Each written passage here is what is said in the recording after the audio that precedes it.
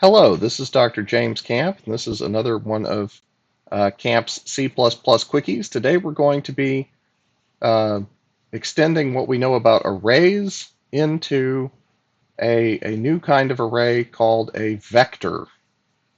This is the first, our first foray into the C++ standard template library, it's called.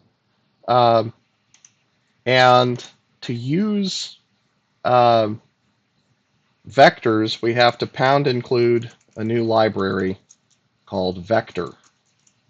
Okay, fairly easy to remember. Now let's say um, we had,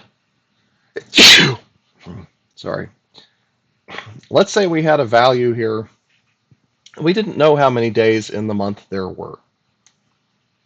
Okay, um, we wanted, um,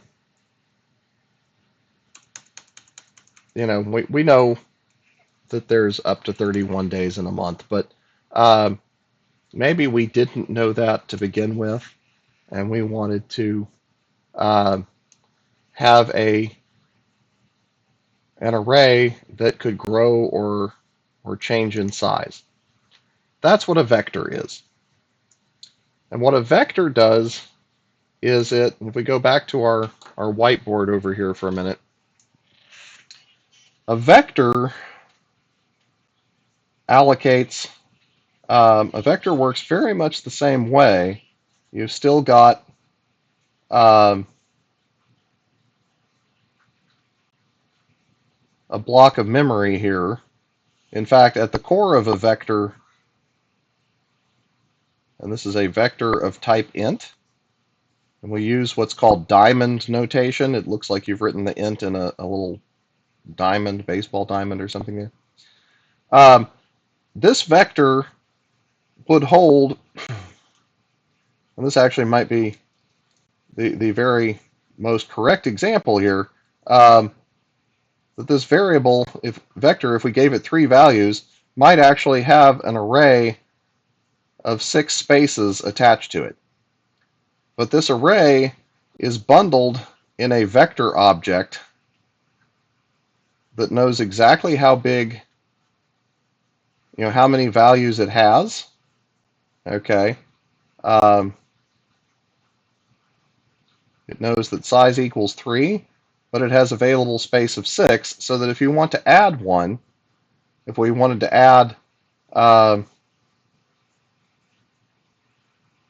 49 here, we would change size to 4, and there would be 49. Maybe we keep going. We add 98 and 156. And then we want to add one more. Well, what do we do now? We've run out of room. Well, because of this object wrapper that this whole thing is put in, we can just add more memory to our array. And usually the way it works is that it will roughly double the amount of memory that you currently have. Take that memory and rewrap it in a vector object. And now if we want to add 222, we can do that. And the size is now, the size property of the vector object is now 1, 2, 3, 4, 5, 6, 7. Okay, so that's how vectors basically work, is that they keep allocating more memory for their array as you need it to make this work like an array that can hold an infinite number of values, but doesn't occupy an infinite amount of memory to begin with. So the way we would declare that, instead of this int cases, max days, and month like we did before, we would say that this is a variable of type vector diamond int. Okay, diamond notation there.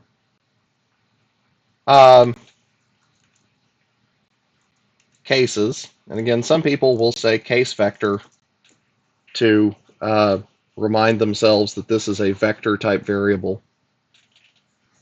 And then we could specify how many we want to have in it. We want to hold 10 spaces available. Or we could put an initializer list after it. Okay. And now what this will do is it will create just enough room for 1, 2, 3, 4, 5, 6, 7, 8. Okay.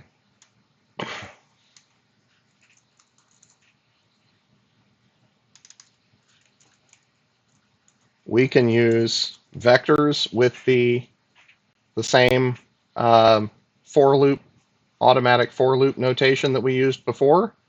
And so let's see what this does. Okay, it incremented everything by 1 as we told it to, and then it printed out the number of cases.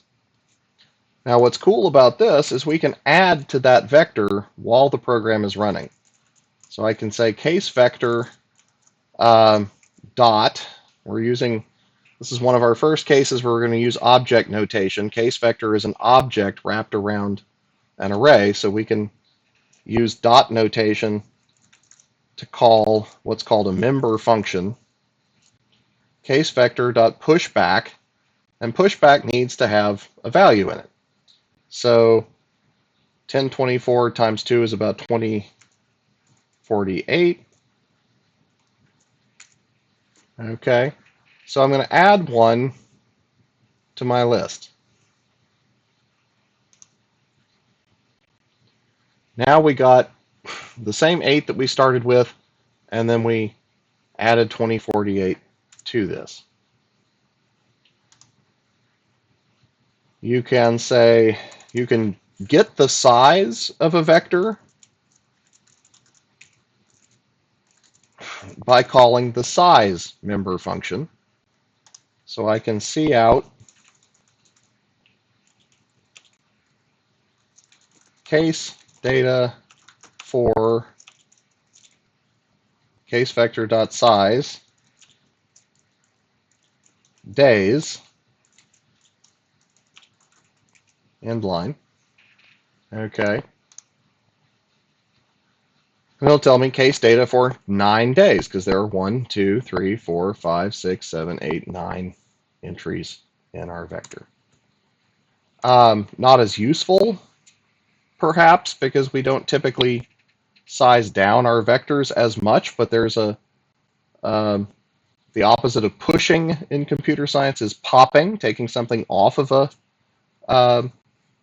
stack of things, and so you could pop back to remove the last value from your list. So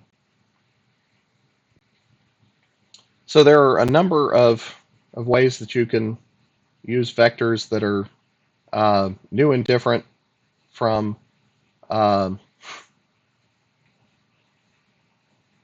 you can use arrays. To access an individual member of the array, case vector, we can still use the square bracket notation. Case vector at place 2 equals 50. Okay. We can also use the member function at.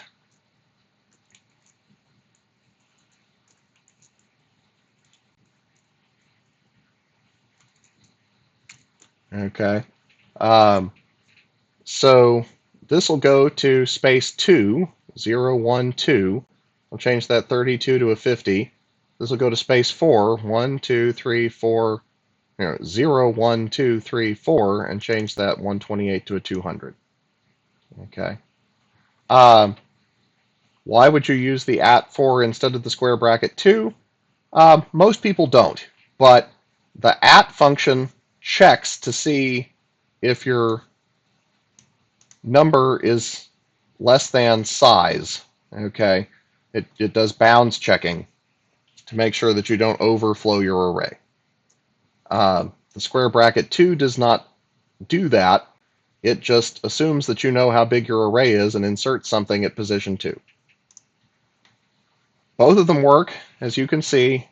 Position 2 changed to 50. Position 4 changed to 200. Uh,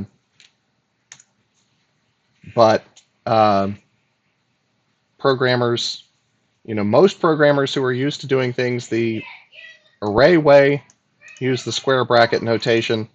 More finicky programmers about making sure there's error checking built into their program use the at member function. Okay, so that's about all we need to cover about vectors. Again, vectors are specific to C++ because they're part of the C++ standard template library. There is no equivalent to a vector in standard C. There is an equivalent to vectors in the other languages that I've talked about in this class. Java has something called an ArrayList, which does essentially what a vector does. C# calls it a list. It would just be list of int, and it uses the same notation: list, diamond brackets, int. Okay.